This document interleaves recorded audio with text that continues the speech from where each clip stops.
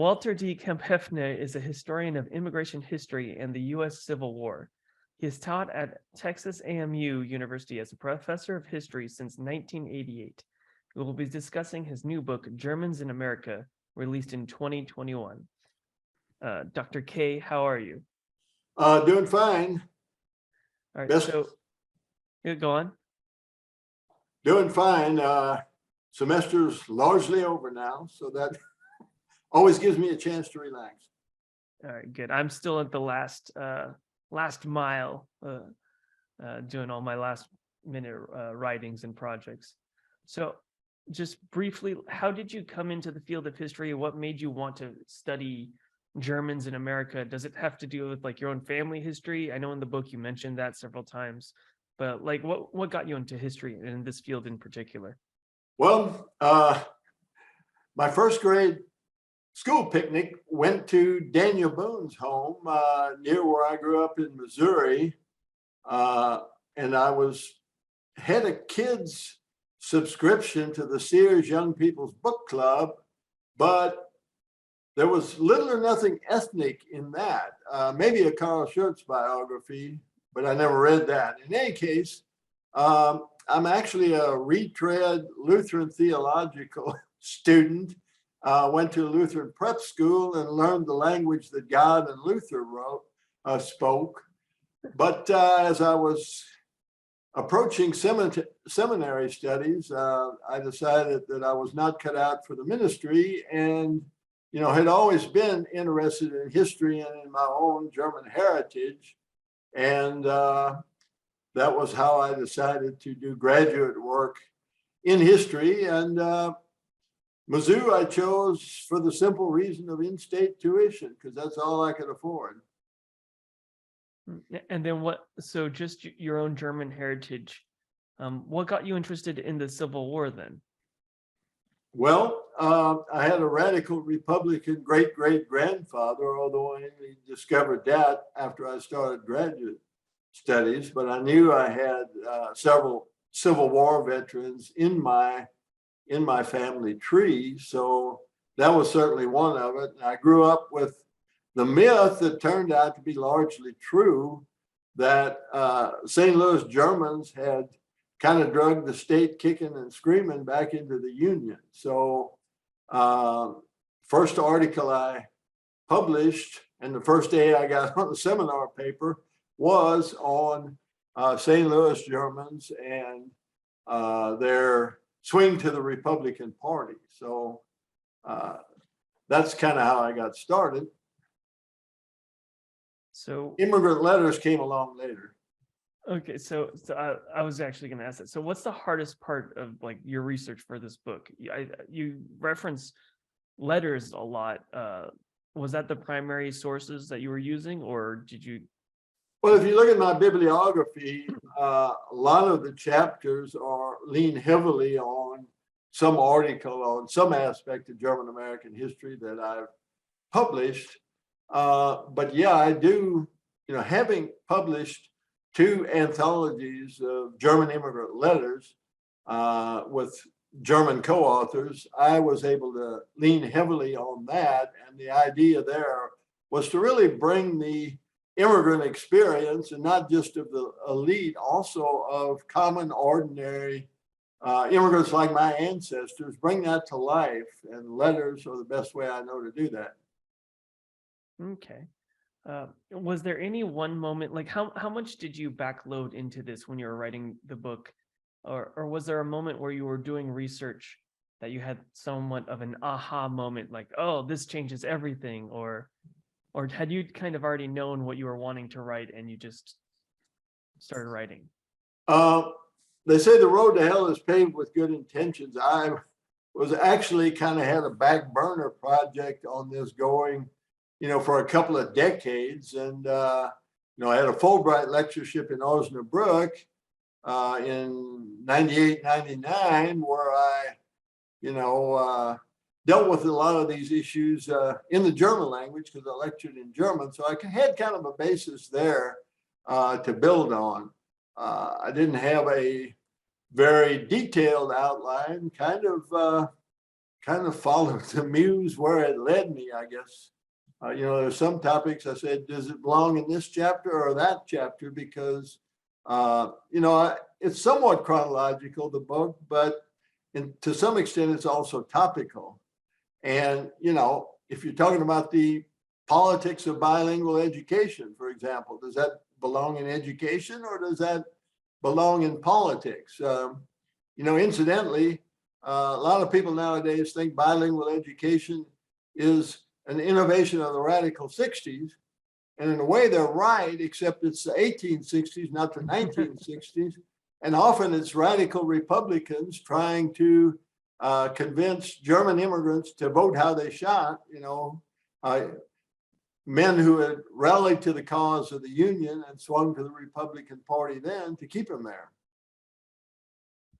Okay, so I think you reference either in the book or another review I read that a general review of German migration and settlement in the U.S. hadn't been done for several decades, and so that's one of the reasons why you started writing this. What are the biggest differences you've noticed that you would say that has changed since that previous book and your new book? Yeah, I mean, that was 1976, and the author, Vern Ripley, who just died within the last year, was not trained as a historian. He was actually trained as a Germanist. One difference is I put more emphasis on history from the bottom up. That was one of the things that was in vogue when I was your age, when I was a grad student. And certainly, drawing upon letters to get at the experience of ordinary Germans was an important part of that. Also, it was a transatlantic study, which again, that was just coming to the fore when I was in graduate school. You see multi-ethnic examples of that, but I was practically the first scholar to do transatlantic tracing of German immigrants. And among other things, what I started out to do is to see, whether the American dream was really what it cracked up to be, whether the opportunities for social mobility were as great as they were reputed to be. But sort of as a serendipitous byproduct, the biggest insight that came out of that was the ubiquity of chain migration. Oscar Handlin's classic work was titled The Uprooted. My dissertation and a number of other grad student, young scholar peers of mine working on other ethnicities also had transplanted in the titles of their dissertations or books. So, that's an important insight that, among other things, immigrants knew what they were getting into, and this chain migration cushioned culture shock. It may have slowed full assimilation because people settled in these ethnic cocoons among friends and family. So that was a very important insight that you might say serendipitously happened upon, although I kind of suspected it before I set out for Germany, because my dad was born in a town called New Melly, Missouri. Maybe 6 miles down the road from New Melly was another town named Kappeln. I looked them up on a German map one time and discovered that they were, at most 30 miles apart from each other on the two opposite sides of the city of Osnabrück. So that was a suspicion that I had that was fully borne out when I started doing transatlantic tracing. So I did want to actually ask a little bit about chain migration, because the title is Germans in America. But as many people who've talked about chain migration note that most Germans would have really identified as being from their locality rather than being labeled necessarily as German. They would have been Rhinelanders or Hamburgers or something like that. So, or Westphalians. My dissertation was titled Transplanted Westphalians, but Princeton University Press made me change the title for the book. So yeah, I just want to ask about that. Like, to what degree can we really talk about Germans in America rather than just collections of all these regional identities? I mean, there were regional identities and regional antagonisms, and the Plattdeutsch tended to stick together. And I remember one letter example of a Westphalian who'd married a Bavarian woman, and the other relatives were kind of saying, "Wonder if how that's going to work out." Turned out they ended up divorced, but in terms of politics, they certainly did identify as Germans, and there was, that did play an important factor in ethnic politics, and you especially see it in the Civil War era, although, Catholics were less ardent Republicans and sometimes not Republicans at all, depending on how nativist and anti-Catholic the state level Republican Party was. But even those people tended to be Unionists. And, if you had a Catholic Q giver, which you did in St. Louis and Chicago and Cincinnati, you saw a lot of Catholics voting Republican as well. And certainly with Protestants, it's more pronounced, and even more pronounced than that with freethinkers. So that makes me think of Philip Otterda's book, Becoming German, about the 1720 migration of Germans from the Rhineland and the Palatinate. And then his argument is that they didn't really become German till they arrived in the US, and they kind of had to get over their differences in order to form one kind of interest group in the new republic. Would you say that's also similar to what you see with these Germans who would have very maybe different regional identities in Germany, but once they're here, they kind of have to get together just in order to have a critical mass to really pursue their own interests? That's not totally true. I mean, the whole anti-Napoleon crusade did raise a level of German consciousness and German nationalism. You see it also, at least among the educated elite, in things like the Hambach Fest in the 1830s, and groups like the Gießen Immigration Society. They had a German national identity, and it becomes even stronger with the attempts at German unification in 1848. But it was certainly stronger among elites and educated Germans than it was with your average peasant. That's true. So another question I had was, you have an entire chapter on like ethnic entrepreneurs and the ethnic niches in economy.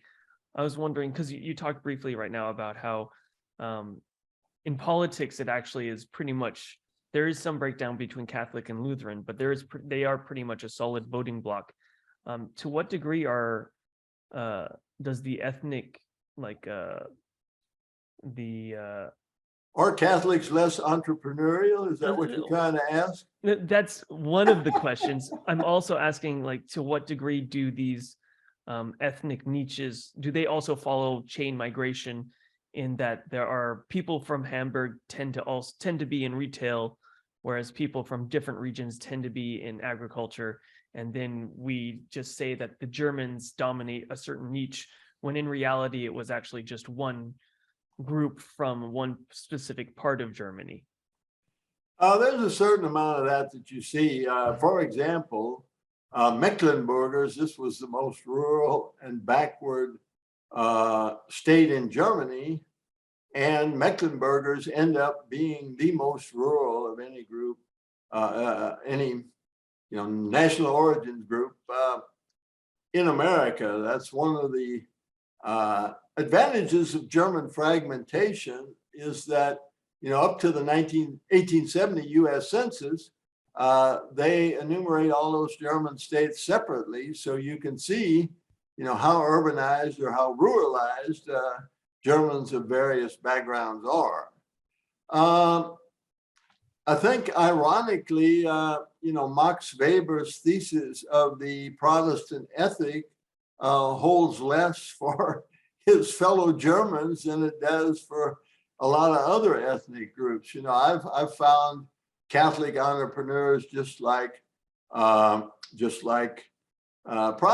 ones. And there's one study of social mobility that also finds little difference between Catholic Germans and Protestant Germans in terms of their social mobility. So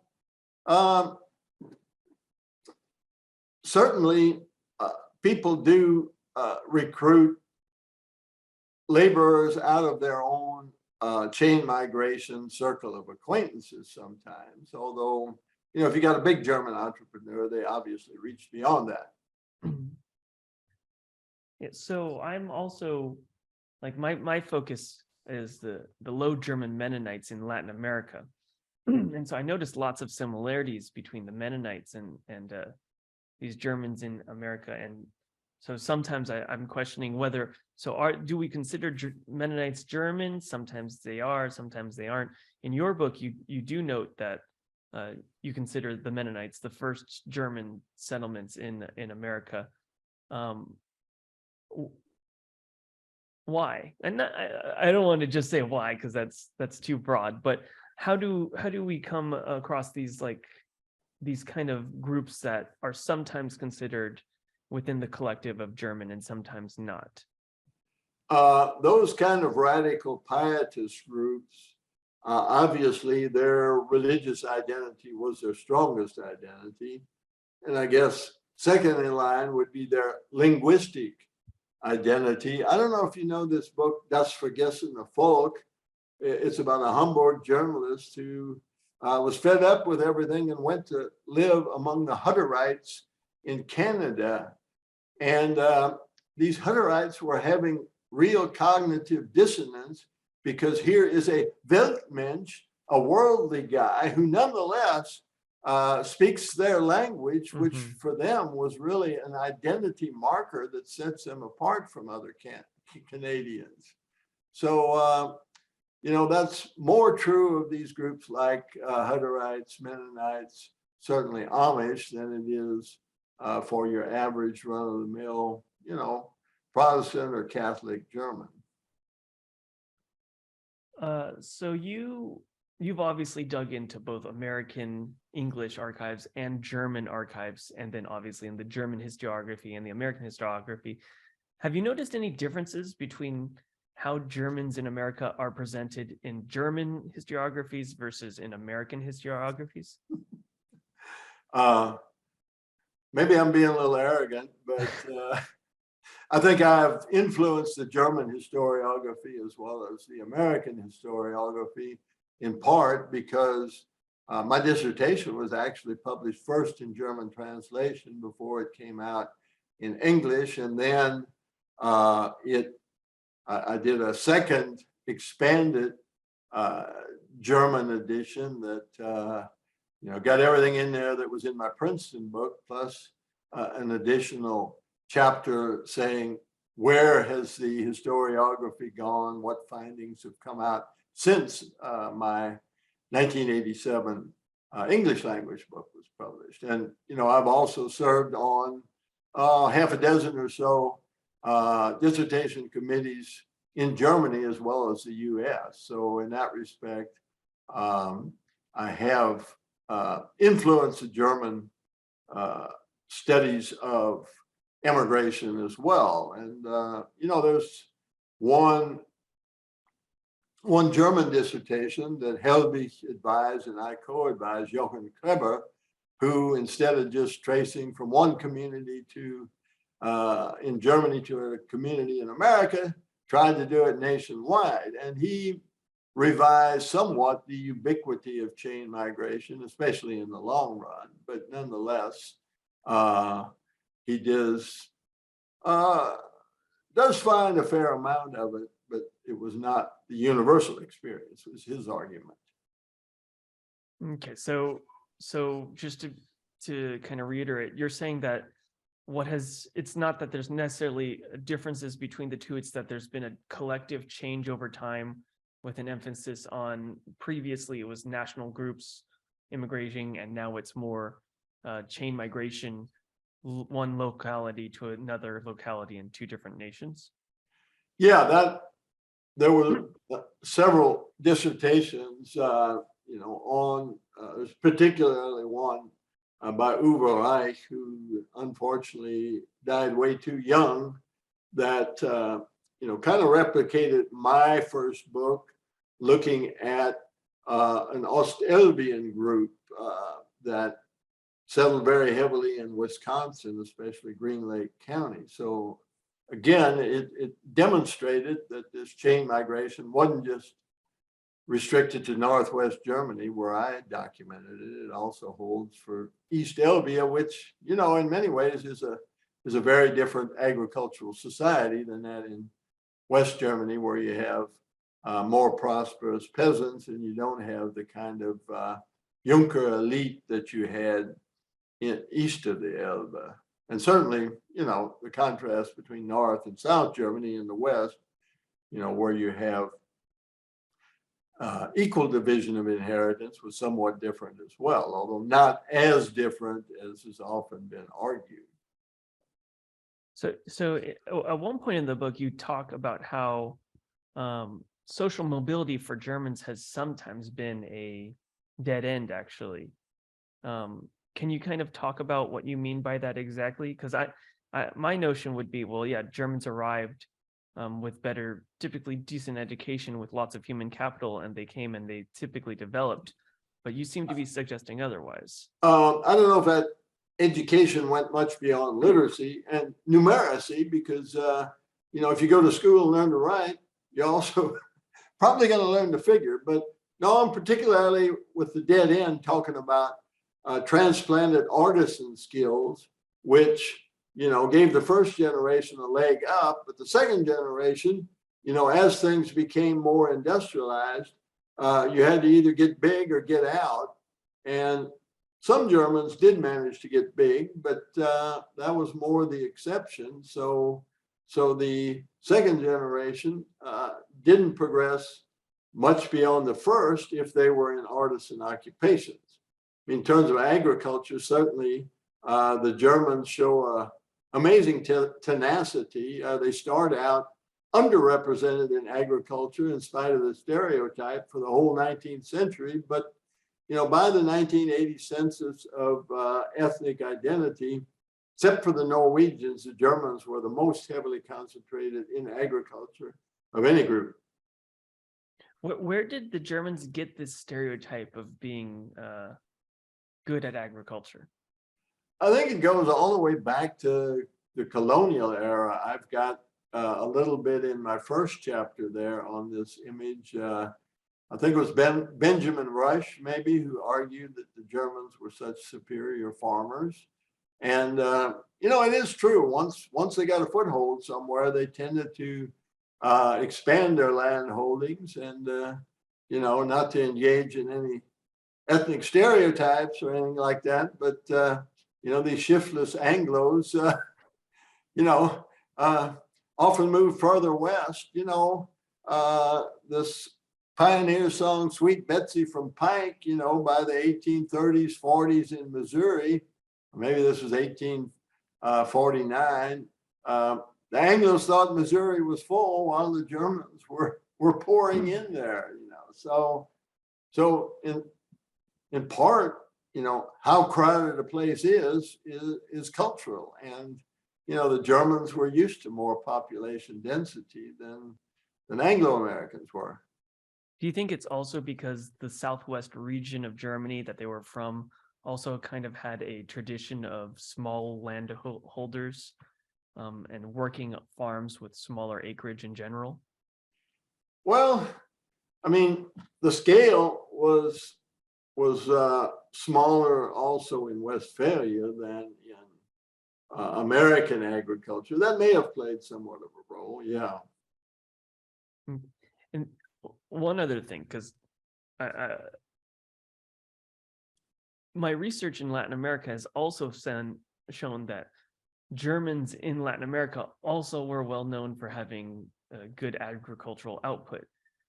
And so I'm trying to figure out where they would have also thought that, because it's very easy maybe in the US where it's like, okay, well, then they're just looking back in their own timeline, their own history of Germans in New York or Pennsylvania.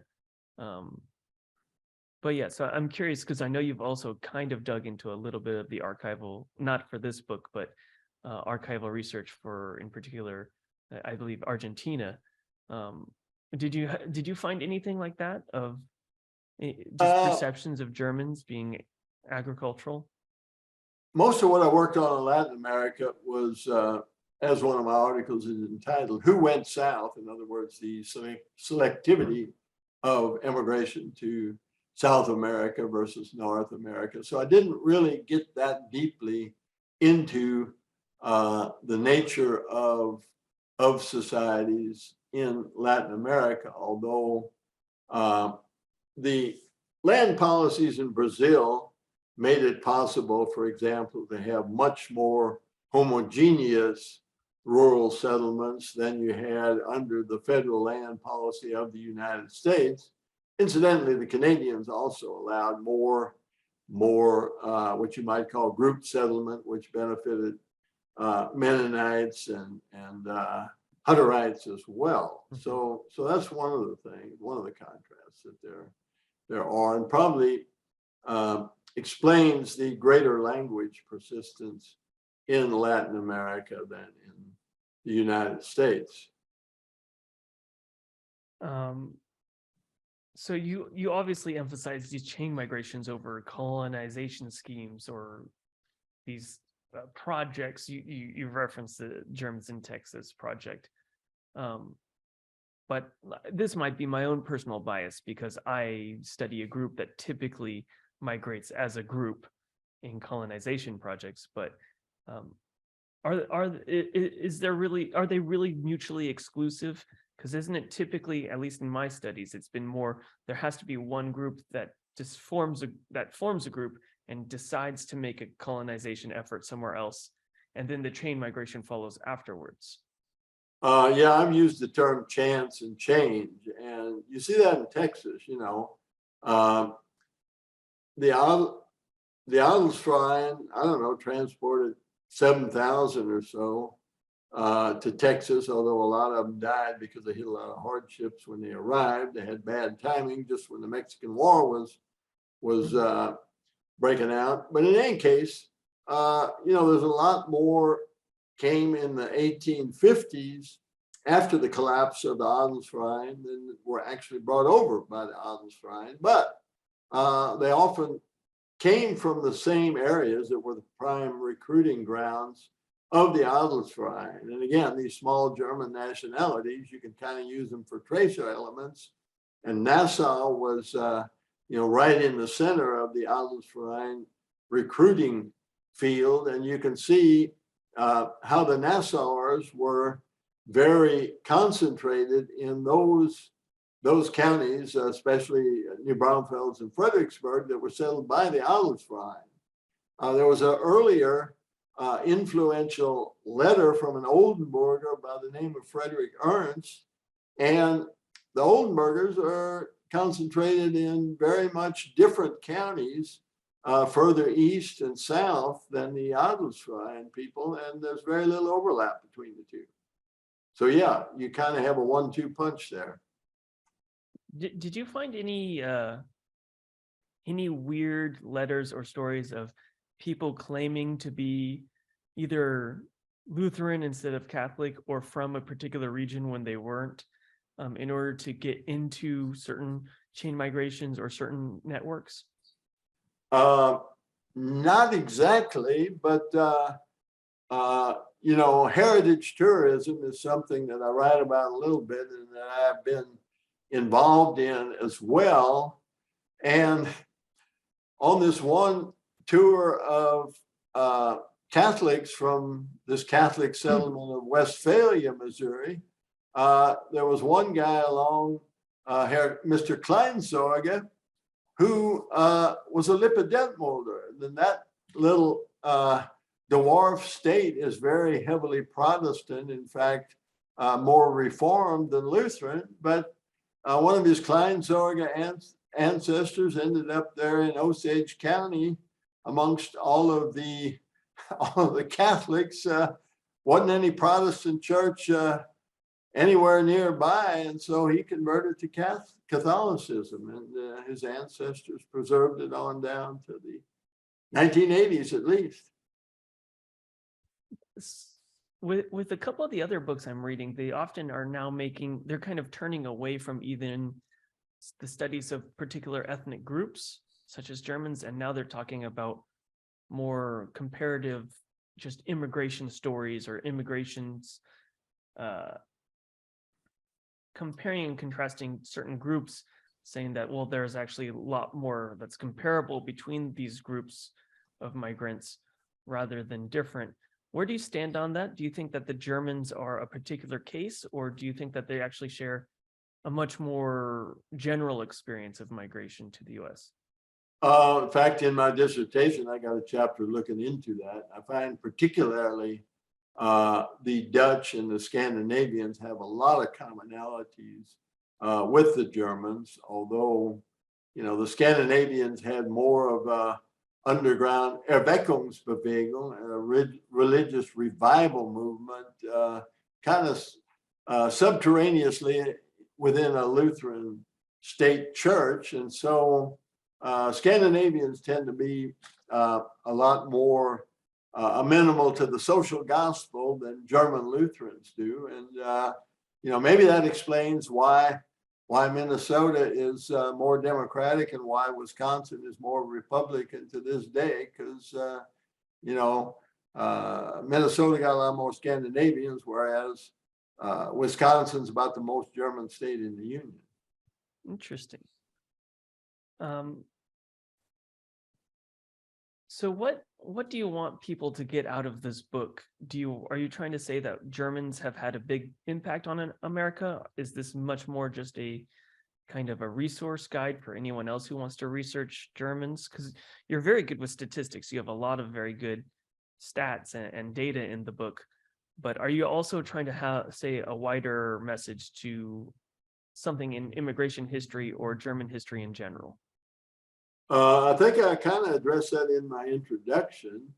I say that I feel the need to counteract what I call ethnic cheerleaders who, see nothing but virtues in anything that German immigrants do, and also exaggerate the persecution narrative in both World War I and World War II. On the other hand, if the debunkers go too far, for example, claiming that, Germans in Texas were unremarkable in their racial attitudes, or that, Germans were not particularly unionist. It's true they didn't elect Lincoln. It depends on which state you look at, although in Illinois, they certainly were one crucial group of swing voters. And Honest Abe wasn't dumb when he bought a secret partnership in a German language newspaper in 1859 to keep it from going under. So, at least in the state of Illinois, this idea of Germans electing Lincoln was true. Wisconsin is a totally different story. There, the Republicans were too nativist. And very few Wisconsin Germans, and less than half of Wisconsin Lutherans voted Republican in 1860. Although, they did to some extent rally to the Union cause, although not nearly as much as in say Illinois, or particularly Missouri. And Wisconsin Germans also have the dubious distinction of being the only place that you have a German draft right in the Civil War. Wasn't as nasty as the Irish in New York, but nevertheless did require calling out troops. So that was going to be my last question, but then you just made me think of, again, one of your overall claims is that the World War I, in German American studies, there's lots of people who pretty much say World War I was an obvious watershed moment of the end of German language in the US, essentially. That's kind of how it's sometimes portrayed. But then you also acknowledge that this is actually some German language, and German language use persists even to the point where there are people in the 60s still talking German, speaking German in their communities. Why do you think that it has been argued to be a watershed moment? Or do you think that it's actually true to an extent, but maybe it's just taken too far to kind of garner sympathy for Germans, or what exactly are you trying to say with that? Yeah, I mean, persecution narratives are pretty ubiquitous in ethnic history, I would say.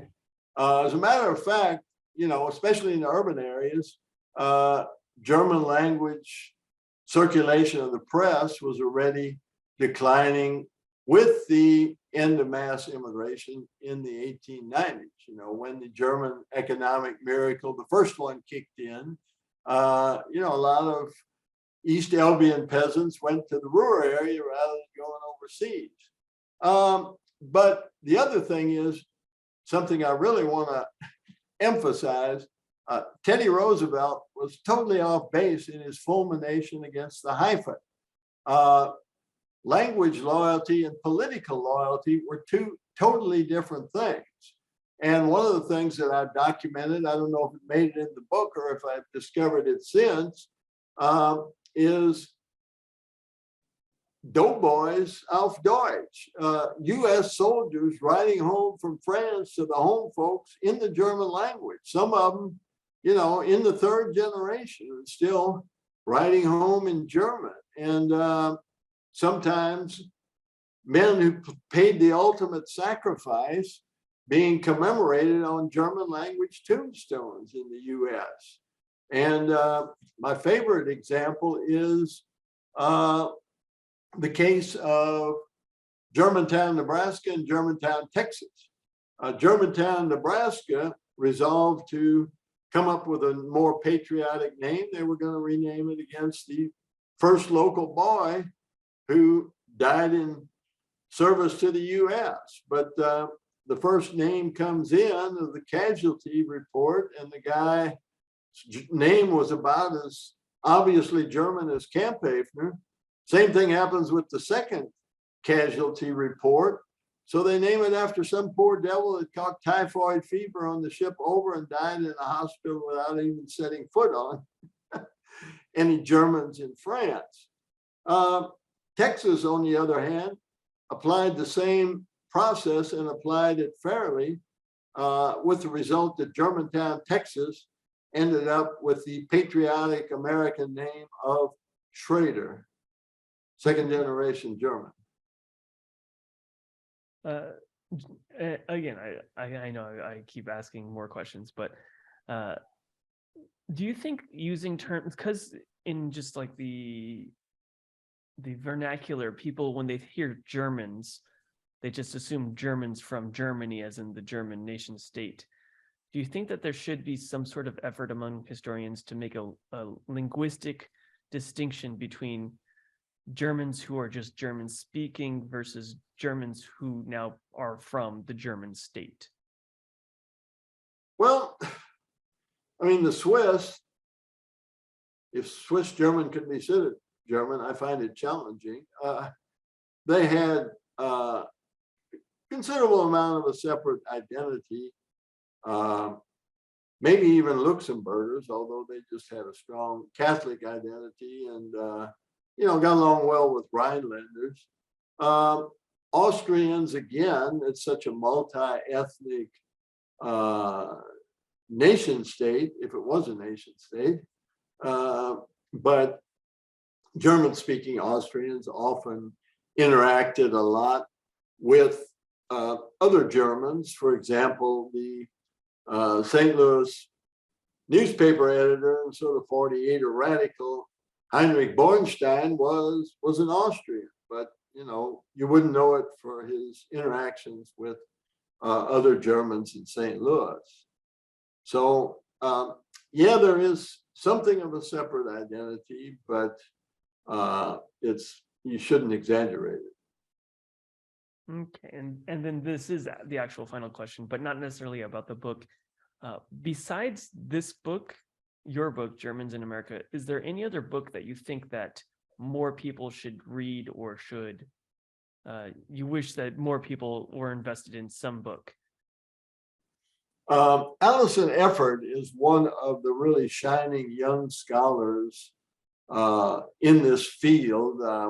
I kind of informally, I wouldn't say advised her, but commented on a number of conference papers when she was young, and she has a really insightful book on the German identity in the Civil War and Reconstruction era, and the way in which Germans' racial idealism faded over time. Although, again, you shouldn't exaggerate that either. There's even in Texas, which was nearly a one-party state, you still have German republicanism continuing some places in the 20th century, and one Texas German that still voted in support of an anti-lynching bill in 1922, the only person to do so in the Deep South. So there are, continuities like that shouldn't be forgotten. Or was that more because of the German political situation where it was more German liberals coming after 48? They were always a quite small contingent of German Americans, and I think part of it was probably certainly true in Missouri, the Civil War experience. They considered themselves to be better Americans than Anglo-Americans, and I think you can make a case for that. And they were not the least bit intimidated in World War I for that reason either. So I think that's one of the factors that comes into play. Okay, thank you for your time. This was very illuminating. Thank you for your interest. All right, any last thoughts? That ought to do it. Tell them who my publisher is. Who is your publisher? Roman and Littlefield. Roman. And I might just add, in this book, I tried to play both sides of the street. Write a book that was academically respectable and up to date on the latest research, but also accessible to the educated general reader. And I hope that I've succeeded with that.